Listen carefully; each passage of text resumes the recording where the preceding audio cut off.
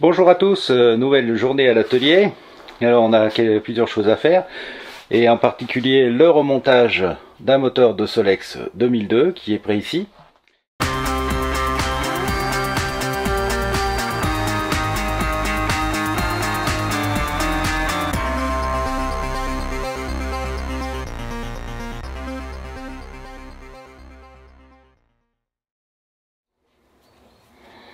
Alors après avoir fait quelques colis et paquets pour les clients de la boutique de l'atelier Davigne, on va maintenant attaquer le remontage de ce moteur donc de 2200. Vous avez vu, il a été entièrement nettoyé. Alors il est bien abîmé à la fois ici à l'intérieur, donc on l'a protégé avec du vernis pour éviter que l'oxydation ne continue.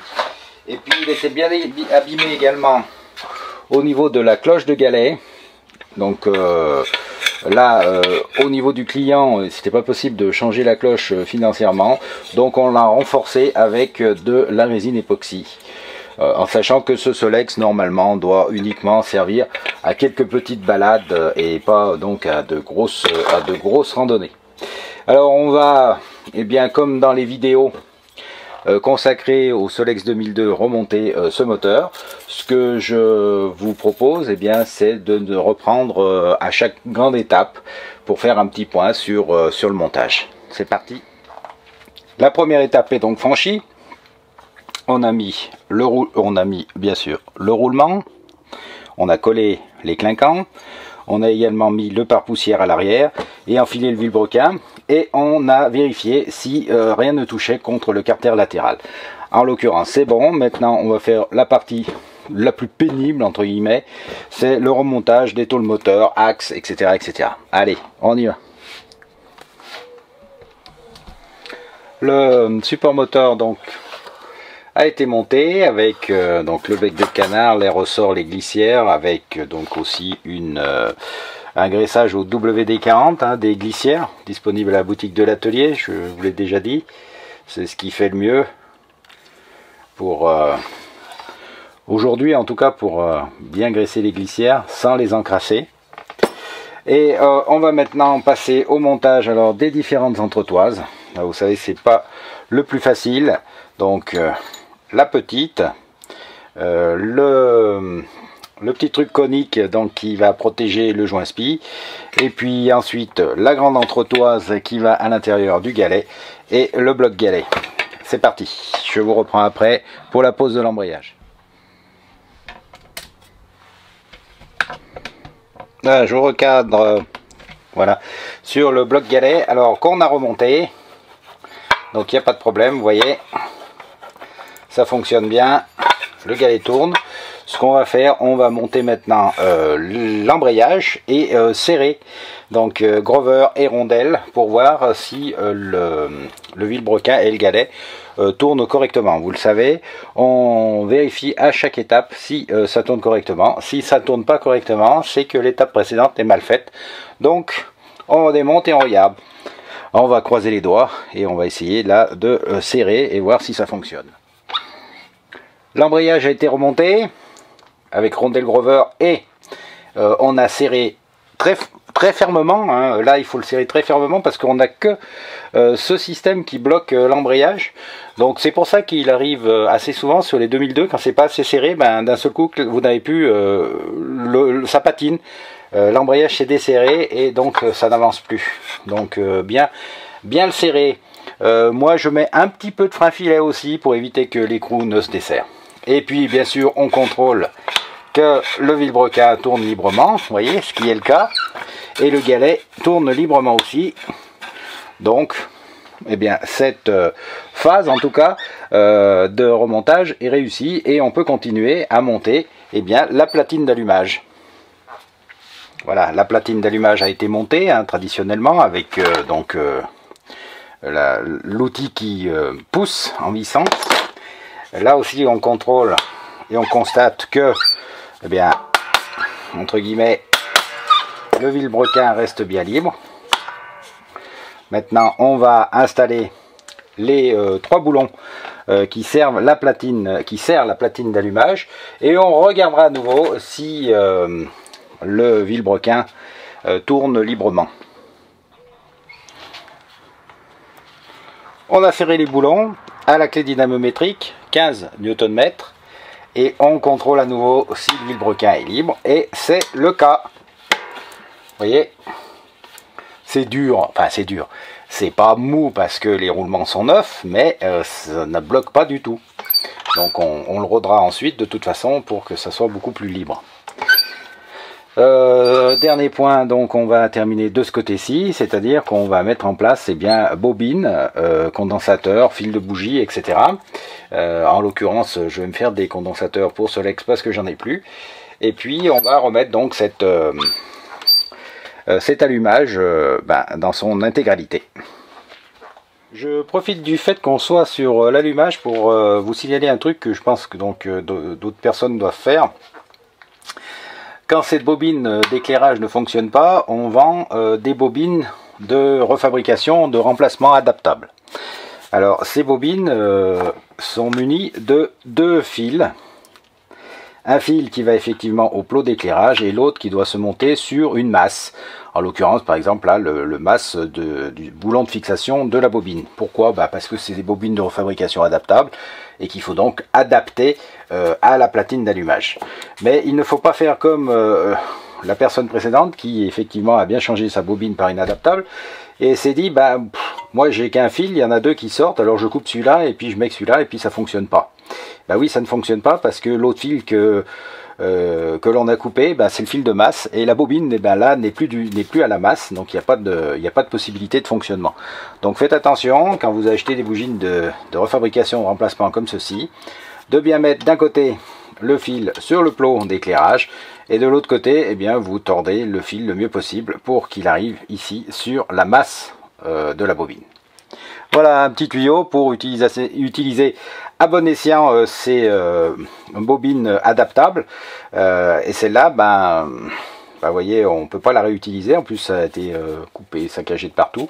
Donc, à la place, pour pas surenchérir entre guillemets sur le prix du moteur, on monte une vieille bobine d'occasion qui fonctionne. Allez, je finis le montage de la platine d'allumage, le réglage, et puis on regardera si il y a de l'étincelle à la bougie. L'allumage a été monté, réglé, fil de bougie changé. Alors n'hésitez pas à prendre du fil de bougie de qualité, je le répète, disponible à la boutique de l'atelier. Et tout fonctionne, donc il y a de l'étincelle, pas de frottement. Le vilebrequin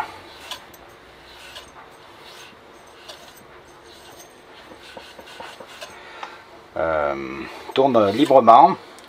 Donc on va passer maintenant à l'autre côté, c'est-à-dire le côté carter moteur, avec bien sûr le montage de la bielle, et puis ensuite carter et au moteur. On se retrouve après donc le montage de la bielle et du carter. On va maintenant passer au moteur. Alors le moteur, vous le savez, on l'a passé ce matin, on l'a peint, puis on l'a passé au four à 220-240 degrés pendant une vingtaine de minutes pour que la peinture sèche bien à cœur. Donc à présent, ce qu'on va faire, on va aller chercher ce cylindre et puis on va lui donner un petit coup de eau noire. On va en fait le roder, le déglacer avant de le repositionner. De la même manière, on va donner un petit coup ici, vous voyez, au piston qui a été lui aussi nettoyé. Alors on va le rayer un petit peu pour que l'huile ait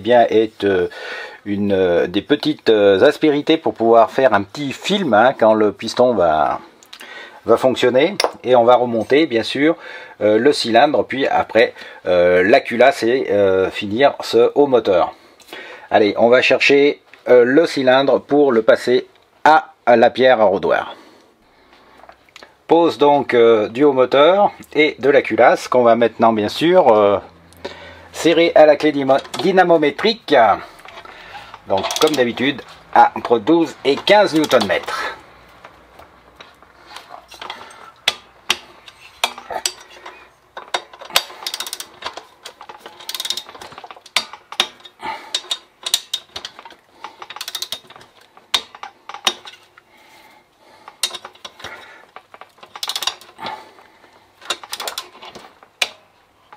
Voilà. On va vite mettre la bougie pour que aucune cochonnerie ne tombe à l'intérieur du moteur. Juste poser comme ça. Et on va bien sûr attaquer la pose du carburateur. Alors avant de monter la pompe à essence, on se souvient sur ces 2002, là il y avait un petit trou qui va dans le bas cylindre pour en fait du graissage de roulement.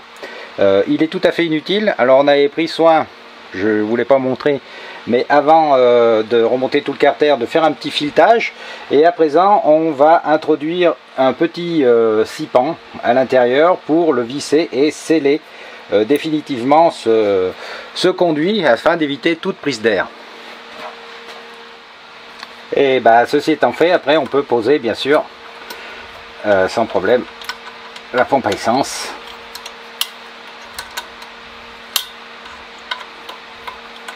Alors on serre toujours, comme je le dis à chaque vidéo je pense, ces boulons de façon ferme mais modérée. Il est inutile en effet de les casser, puis vous savez que l'alliage des moteurs de Solex est assez fragile. Et là j'ai fait l'andouille. Vous avez vu, ça arrive, il fait chaud aujourd'hui dans l'atelier. Il fait très lourd et on fatigue un peu au bout d'un moment. Voilà, j'avais oublié de passer le boulon dans la patte du plot d'éclairage du phare avant. C'est chose faite. Voilà, on serre comme ça et après on donne un petit coup comme ça. Et si ça sointe après les essais, on resserre d'un petit poil. Là, voilà qui est fait sur l'avant. Alors à présent que le carburateur est en place, eh bien on va mettre les durites. J'en profite aussi pour vous parler donc de la fixation de la durite sur le réservoir. Alors les réservoirs sont vendus comme ceci. Enfin, normalement ils sont vendus avec 3 pattes. Là il y en a une qui est cassée, donc je vais être obligé de changer le support. Mais en tout cas ils sont vendus avec le bouchon, le support, bon c'est tout. Ici vous avez le trou donc de la durite d'essence. À l'intérieur vous devez obligatoirement acheter en plus, sauf si c'est indiqué quand on vend le réservoir, un filtre de réservoir qui vous permet d'avoir un petit épaulement au fond, voyez, qui permet de serrer la durite d'essence. Autrement vous allez avoir une grosse fuite donc à ce niveau là. Alors ici la personne ne le savait pas, elle a mis un joint torique, ce qui ne servait absolument à rien. Un joint torique et après du téflon sur la durite, ça ne sert à rien. Réservoir remonté avec, vous voyez, sa durite, donc le filtre, la durite, ça bouge pas, il n'y a pas de fuite. Et puis un nouveau support puisque l'ancien était brisé. On va essayer de faire arriver l'essence au carburateur.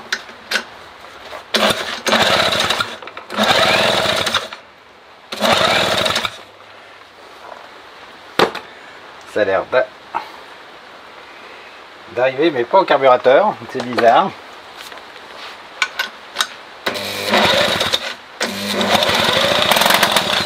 Ok. Bon, on va mettre le gicleur.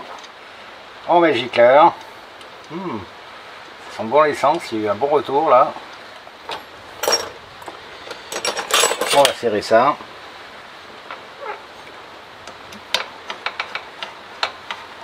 Alors l'orage arrive, si vous entendez du vent ou du tonnerre, c'est normal. Et il a fait tellement chaud aujourd'hui. Et à présent, on va essayer de le démarrer.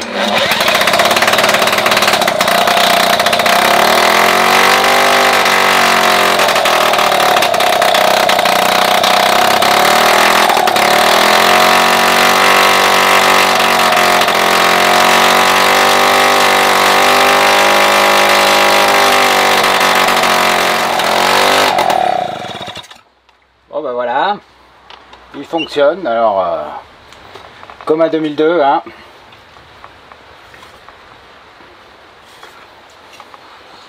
C'est-à-dire c'est pas une foudre de guerre. Alors ce qu'on va faire, on va le faire tourner un petit peu, on va le monter sur le mulet, On va le faire tourner un petit peu, mais alors vraiment qu'un petit peu, parce que comme j'ai dit au client, j'ai pas du tout confiance au galet, donc j'ai pas envie qu'il claque là. Le moteur est monté sur le mulet, il n'y aura plus qu'à l'essayer au banc d'essai. Donc on fera ça demain, parce que pour l'instant j'ai des commandes à vous satisfaire, et puis il faut un peu ranger tout ce bazar, parce que quand on monte un moteur on fait pas mal de bazar, et avant d'en attaquer un autre, moi j'aime bien repartir sur un établi le plus propre possible. Donc voilà, pour ce soir j'allais dire, et bien pour la journée c'est terminé. Donc un montage intégral d'un moteur de 2002, la pose sur le mulet, et on essaiera bien sûr demain si ce moteur fonctionne au banc de façon satisfaisante. Voilà, si cette nouvelle vidéo d'une journée à l'atelier de la vigne vous a plu, vous n'hésitez pas à la partager, à la liker, à vous abonner à la chaîne, ou à faire abonner vos amis à la chaîne. Ça permet d'avoir une communauté de plus en plus grande. On est plus de 1500 abonnés à présent sur la chaîne de l'atelier de la vigne, et plus on est nombreux, mieux c'est. À bientôt.